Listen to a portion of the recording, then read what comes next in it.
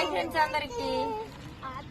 ఇగో నేను మా కోడళ్ళు అయితే మోరంగడ్డలు అడుగుతున్నాం. పురుగులా? పురుగే కనిపిస్తుంది వీడియోలో. పురుగా? పురుగే పుచ్చిపోయింది, అది పురుగే కడుగుతున్నాం. అది పుచ్చిపోయిందని ఇరిస్తే పురుగు ఉండాలి.